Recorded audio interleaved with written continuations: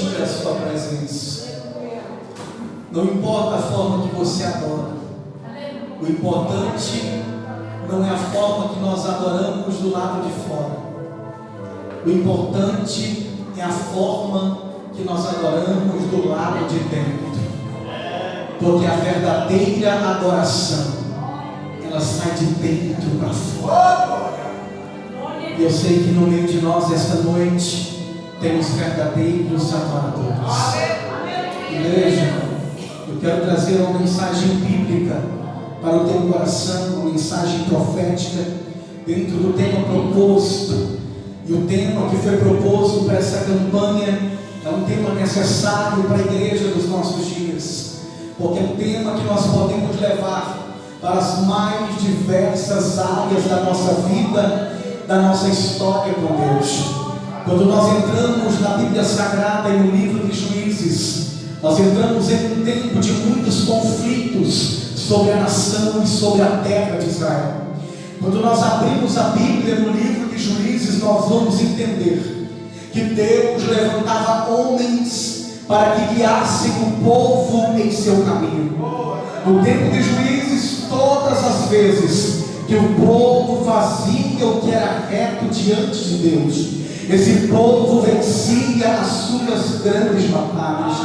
Todas as vezes que o povo andava na presença de Deus, o povo prosperava, o povo era abençoado.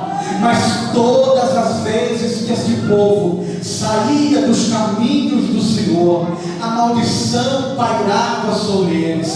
Quando nós entramos no livro de Juízes, capítulo 6, nós entramos em um cenário em que o povo de Israel havia deixado o Senhor. O cenário era de crise, o cenário era de conflito, de dificuldade, porque a Bíblia diz no capítulo 6 que o povo virou as costas para Deus. E quando o povo virou as costas para Deus, Deus entregou o povo nas mãos dos midianitas. Quando o povo virou as costas para Deus, Deus entregou o povo nas mãos dos inimigos. Aleluia! Quando Deus olhava para o cenário do capítulo 6, igreja, Deus não conseguia achar graça naquele povo, porque o povo se afundou na idolatria, o povo se afundou no pecado, o povo fazia o que era mal aos olhos do Senhor. E a Bíblia diz que o povo não prosperava mais. Tudo que eles plantavam, os seus inimigos roubavam deles. Os seus inimigos eram como gafanhotos, pastor Jadiel. Eles invadiam a terra e eles levavam tudo embora. A Bíblia diz que o cenário era tão dificultoso que o povo se escondia em cavernas. O povo estava em crise e o povo estava amedrontado, porque o pecado gera medo nos homens. Mas aquele que está em Cristo não deve temer. Aquele que está em Cristo não deve se assombrar. Aquele que está em Cristo tem segurança nele. Aquele que está em Cristo não está sozinho.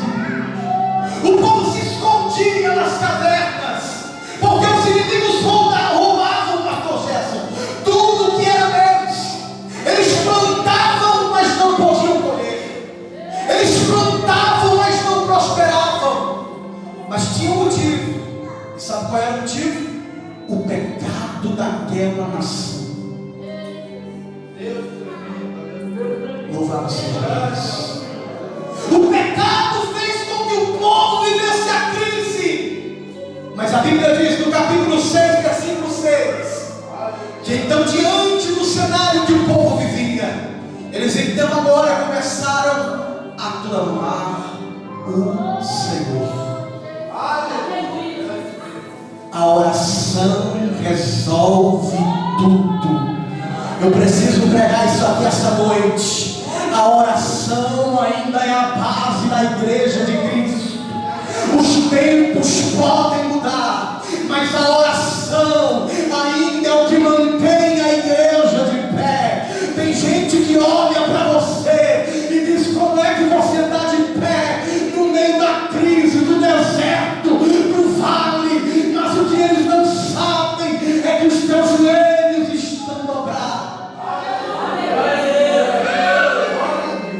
você ainda dobra os seus joelhos diante dele. É que você ainda fala com Deus. Aquele povo, meus irmãos, que estavam antes do pecado, eles já tinham se afastado do Senhor. Mas quando eles começaram a orar, a Bíblia diz que o Senhor agora envia um profeta. Porque quando a igreja ora, Deus direciona a igreja. Quando Deus, aleluia, quando a igreja ora, Deus abre o caminho para a igreja. Quando a igreja não sabe o que fazer e ela dobra os seus joelhos, Deus dá estratégia nova para a igreja. A oração traz resposta para o povo de Deus. E a palavra de hoje é: voltemos a orar. Aleluia. A oração é o que sustenta, é o que mantém a igreja. Meus irmãos, a Bíblia diz que quando Israel começou a clamar a Deus, Deus envia um profeta, e esse profeta, quando chega, pastor Jadiel, ele olha para o povo e diz: sabe por que vocês estão vivendo isso? Porque vocês abandonaram o Senhor. Quando o profeta chega, ele diz: sabe por que vocês estão passando pela crise? Porque vocês viraram as costas para Deus. Aleluia! E esse profeta começa a dizer: vocês não se lembram daquele que vos tirou do Egito? Vocês não se lembram daquele que vos trouxe para a terra que manda o leite e o mel? Vocês não se lembram daquele que abriu o mar? Vocês não se lembram daquele que libertou vocês da escravidão? Pregador, o que isso significa? Quando aquele povo começa a clamar a Deus, Deus começa a abrir os olhos deles. Porque a resposta para quem precisa de direção é: dobre os seus joelhos. Porque quando a gente ora, o céu se abre. Quando a gente ora, a direção chega. Quando a gente ora, Deus mostra o caminho.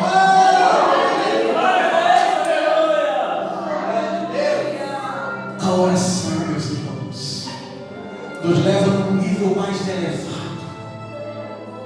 A oração nos tira da superfície humana e nos leva à dimensão de Deus.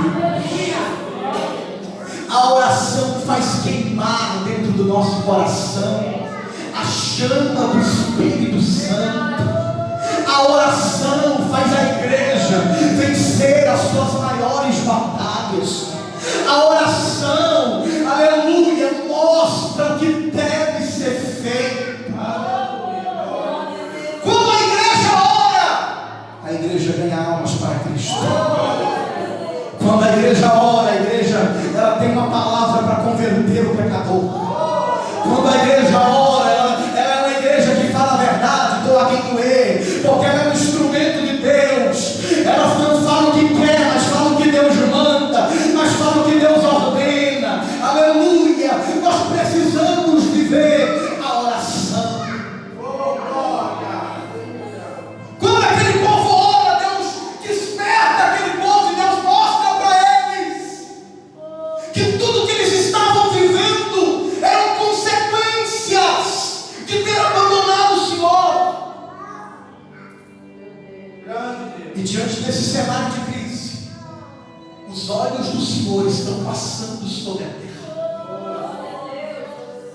O Senhor olha para uma região de Israel e os povos estão escondidos nas suas cavernas. Os povos estão acovardados, amedrontados, são covardes. Porque quem vive no pecado se torna covarde. E o povo estava afundado nas cavernas, escondidos. Deus está olhando para a cidade e não enxerga ninguém. Mas a Bíblia diz, no capítulo 6, versículo 11, que quando Deus está olhando na terra, Ele olha lá, aleluia, e Ele encontra um homem chamado Gideão. E quando os olhos de Deus estão passando, Gideão está lá. Mas dentro do trigo no lagar. Todo mundo está escondido com medo. Eles estão temendo os midianitas. Quem tem fidelidade não tem medo de midianita. Quem tem fidelidade não tem medo de filisteu. Quem tem fidelidade não tem medo de demônio. Quem tem fidelidade não tem medo de maldição. Quem tem fidelidade não tem medo do que pode o homem fazer. Capítulo 6, versículo 11. A Bíblia diz que o anjo do Senhor, ele desce e ele encontra um homem. Eu não estou dizendo para você que o Senhor encontrou uma multidão. Eu estou dizendo que ele encontrou um homem.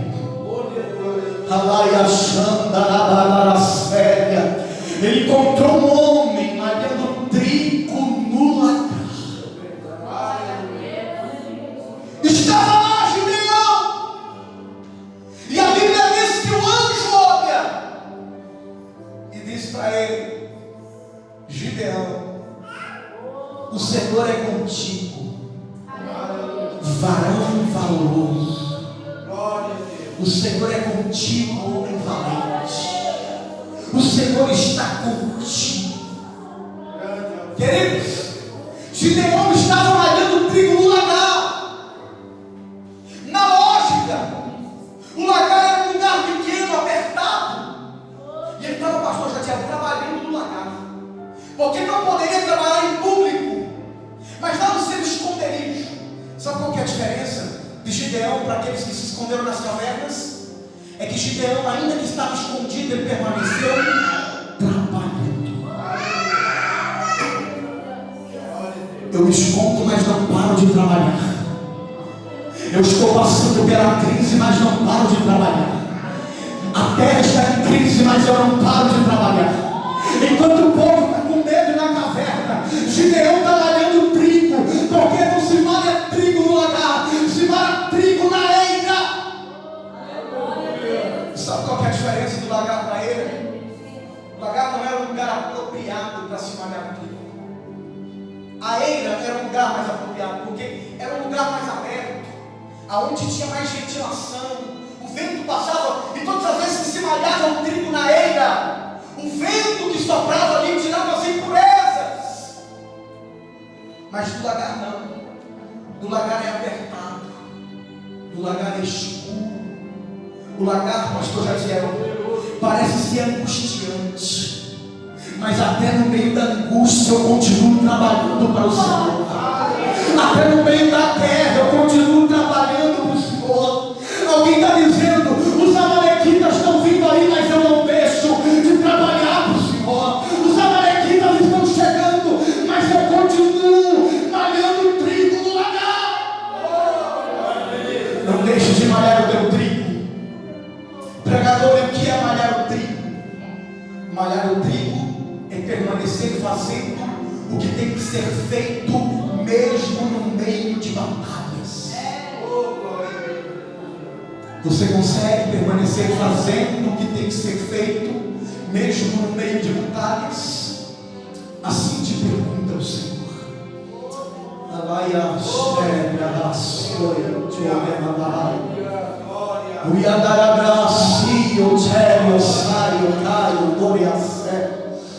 O Senhor te diz esta noite: eu conheço o teu coração, e eu conheço a angústia que tenta bater e pairar no teu peito, mas eu conheço a tua fidelidade. Tem gente que está perguntando: Deus, o que o Senhor viu em mim? E eu vi a coragem do teu coração, diz o Senhor. Eu vi a tua fé.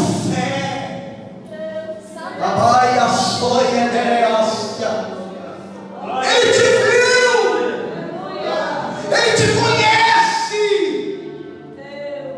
Ele sabe que você não é covarde, Gideão. Ele sabe que você é sincero e verdadeiro, Gideão. Ele conhece você. Quando o Senhor encontra Gideão no lagar, malhando o trigo, trabalhando,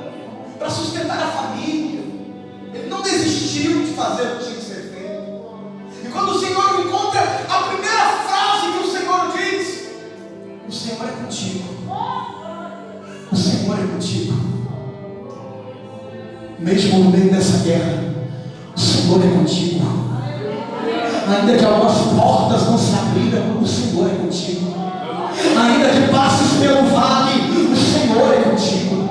Ainda que passes pelo vento, o Senhor é contigo. Ainda que as ondas sejam grandes, o Senhor é contigo.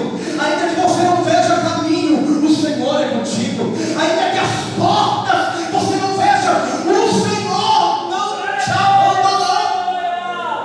Ele não abandona os teus filhos.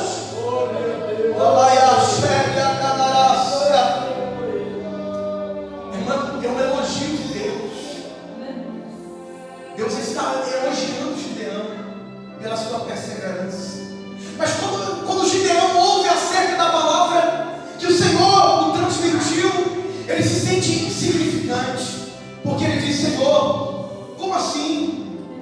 Se eu sou um varão valoroso, por que está acontecendo tudo isso? Entenda, Gideão não está murmurando, ele está perguntando a Deus: Senhor, olha o que está acontecendo com a nação. Olha onde eu estou dentro do lagar, Deus. Eu gostaria de estar na eira, mas estou precisando estar no lagar. Sabe o que o Senhor te diz essa noite? Servir a Deus muitas vezes é estar no lagar, muitas vezes é ter vontade de estar na eira, mas é necessário passar pelos lagares dessa vida. Mas independente de onde nós esteja, o Senhor está conosco. Quando eu olho para Gideão, eu olho nele um crente convertido, um crente verdadeiro. Por quê? Porque ele diz: Senhor, não foi o Senhor que nos tirou do Egito, foi o Senhor que nos libertou. Sabe o que Gideão estava dizendo? Sabe o que ele estava dizendo de verdade? Deus, olha o que está acontecendo na nação, mas com a sua mão forte eu me lembro, Deus. Eu me lembro que um dia o Senhor arrancou um povo do Egito. Eu me lembro, Deus, que o Senhor ainda, o Senhor um dia abriu um mar para aquele povo passar. Sabe qual que é a diferença de Gideão para quem está covardado? Sabe qual que é a diferença de Gideão para quem está com medo? Porque aqueles que estavam escondidos com medo, eles precisavam de quê? Primeiro orar, para Deus revelar o pecado, mostrar que eles estavam errados, para eles se lembrarem do passado. Sabe qual que é a diferença de Gideão? É que Gideão estava lá no lagar, mas ele se lembrava do Senhor. Ele se lembrava do Deus da vida dele. Ele se lembrava do Deus da salvação dele. Ele não havia se esquecido da palavra, mesmo no lagar, mesmo no vale. Ele sabia que o Deus que ele servia era um Deus fiel. Mesmo no lagar, mesmo no vale, ele sabia que Deus não havia o abandonado. Circunstâncias difíceis não nos definem. Assim diz o Senhor. Situações difíceis são só cenários que alguns de nós temos que passar.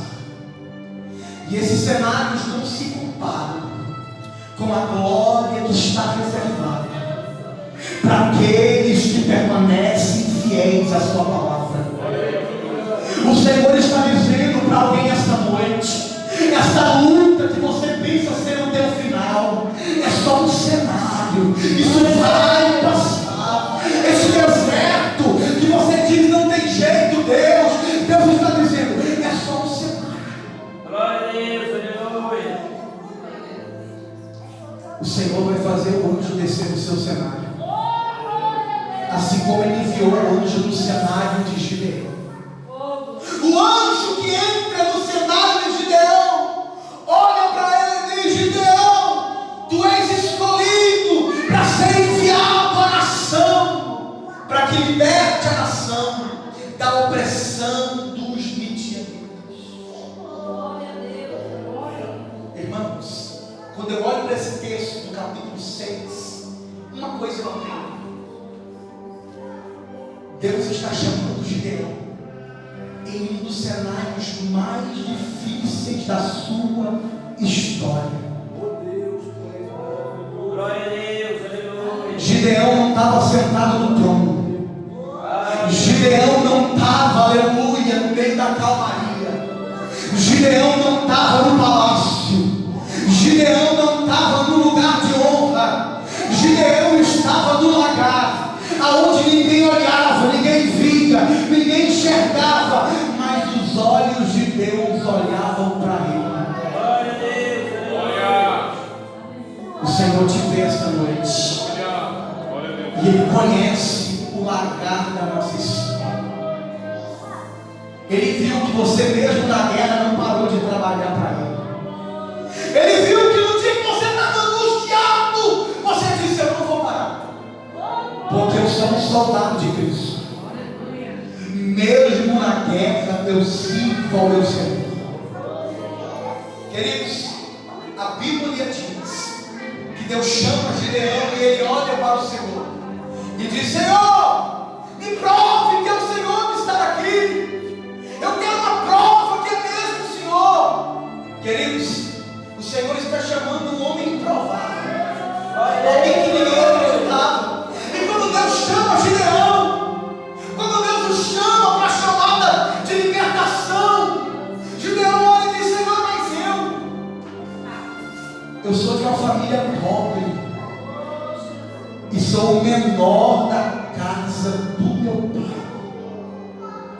Irmãos, Deus ainda trabalha com improváveis. Deus vai libertar aquele que ninguém acredita para salvar. Deus vai usar você para ser profeta, para salvar aquele que ninguém dá nada, para libertar aquele que ninguém acredita, porque o Deus de Gideão ainda é o Deus dos improváveis. Deus não chama quem está pronto, Deus chama alguém que queira ser uma voz.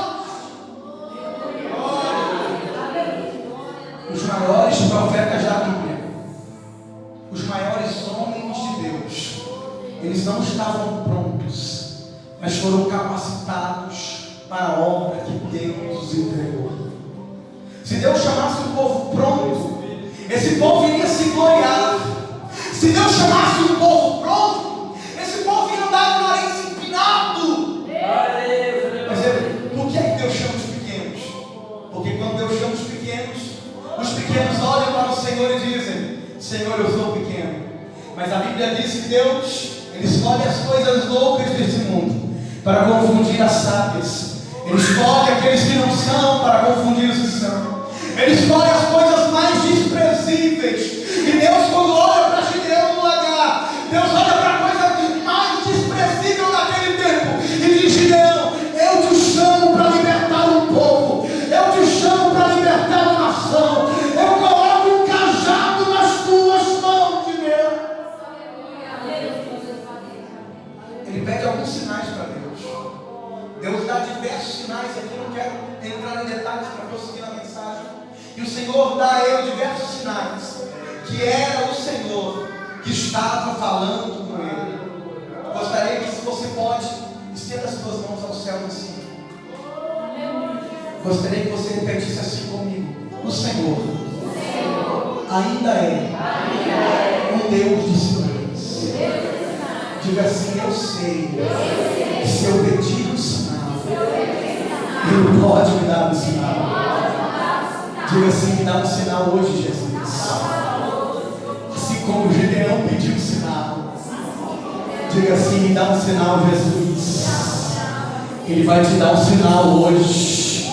Elai choia sai o quero marasai. Aleluia! Ele é o Deus de sinais. Ele arrasou e livro de Hebreus. Jesus Cristo é o mesmo ontem. Jesus Cristo é o mesmo hoje e será o mesmo para sempre. Queridos, eu creio em Deus de sinais. Eu gostaria de expor, foi falado aqui pelo pastor Jadiel, acerca do nosso querido irmão, pastor Arnaldo, que faleceu num momento muito difícil. Está aqui sua família também, são parentes. E eu senti muito pela morte daquele homem de Deus. Nós não entendemos os planos do Senhor, mas Deus sabe como conduz todo, pastor. Quando eu fiquei sabendo, assim, a gente é ser humano, né? Deu um barco muito grande. Já estive com ele muitas vezes na cidade dele.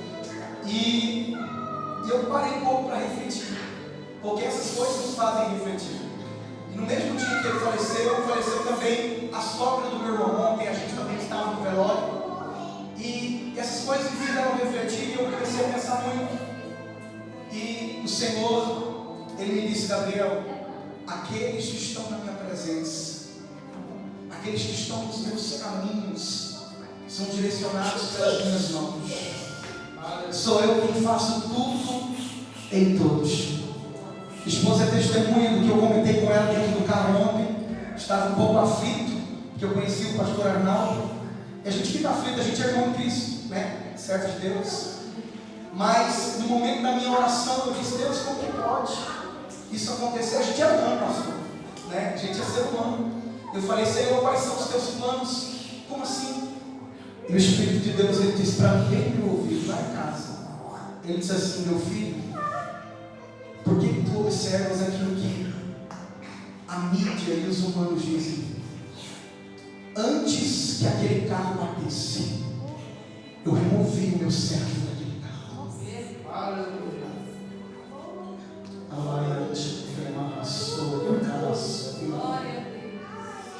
Meu filho não sentiu nada, pastor Jadiel. Lamarraçu de Codé, Vassai. Eu arrebatei o meu servo nas minhas mãos. Aleluia. E ele me disse assim: meu filho, confia. Porque a minha igreja está no controle. Eu estou no controle da minha igreja. Aleluia. Ele está no controle da igreja. Aleluia. E isso aumentou minha fé. Isso me fez prosseguir. E eu sei que o Senhor vai fazer prosseguir também a sua igreja. Porque a igreja é do Senhor. E o Senhor vai continuar fazendo a sua igreja. O que você quer dizer com isso, pregador? Que Deus não precisa de cenários bons para levantar homens e mulheres. Deus levantou Gideão no tempo da sua maior crise, no tempo da dor e da tristeza. Deus o chamou, e quando Deus o chamou, Deus disse: eu te coloco na frente de uma nação, Gideão. Irmãos, você quer saber por onde é que Gideão começou o seu ministério?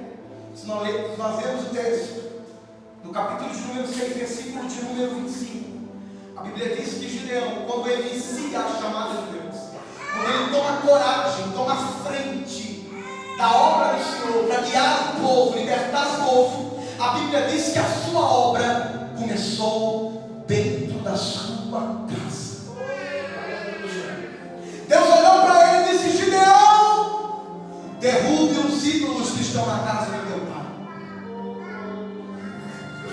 Era Deus dizendo para ele: Gideão, primeiro eu vou libertar a tua casa, vou transformar a tua casa, vou trabalhar na tua casa, para depois eu te colocar para libertar uma nação. Aleluia! E Gideão começa a andar pela sua casa. As pessoas estão olhando e dizendo: Gideão está destruindo os ídolos do seu pai. E ele começa a tirar a idolatria de dentro da sua casa. Era como se Gideão pregasse o evangelho da verdade, a palavra da verdade. E a Bíblia diz que ele reúne 10 homens. Gideão inicia com 10 homens. E então ele começa a reunir o povo. Ele começa a reunir as cidades. Ele começa a reunir o povo de Israel e dizer: o Senhor nos dará vitória sobre os midianitas.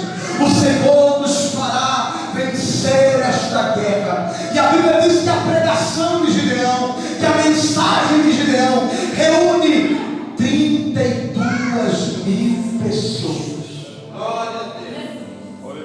A pregação de Gideão, a convocação de Gideão reúne 32.000 pessoas. São 32.000 homens. E quando Gideão está na frente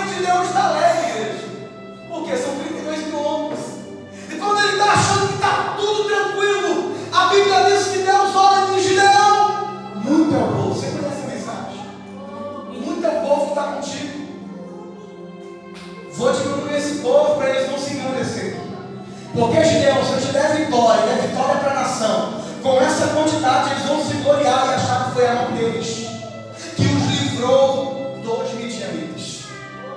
Gideão, olha para o povo e diga para eles: os medrosos e os tímidos que saiam.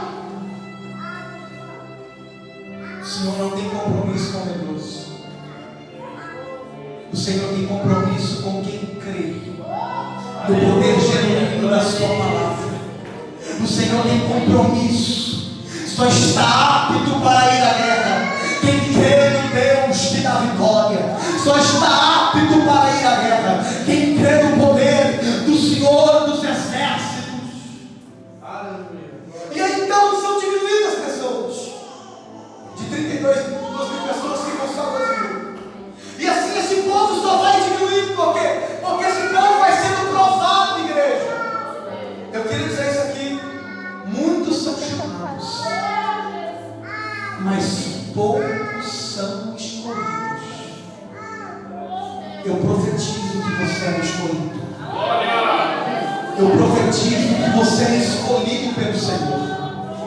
Você vai sobreviver. O Espírito de Deus me diz agora. E ele me diz assim: Gabriel, meu filho, diga para a minha igreja que este tempo é o tempo da seleção da minha presença. Eu vou selecionar os que são meus. E diga para a minha igreja não se assustar.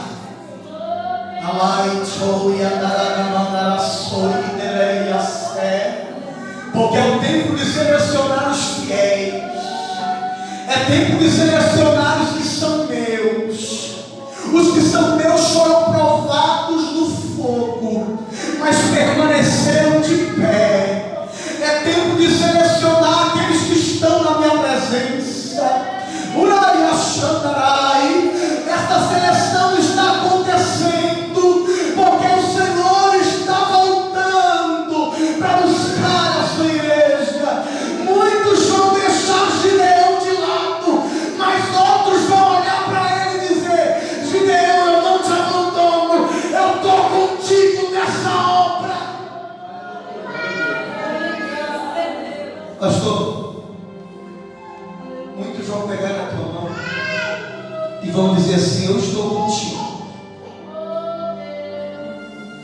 Muitos vão pegar na tua mão e dizer: eu vou contigo até o fim.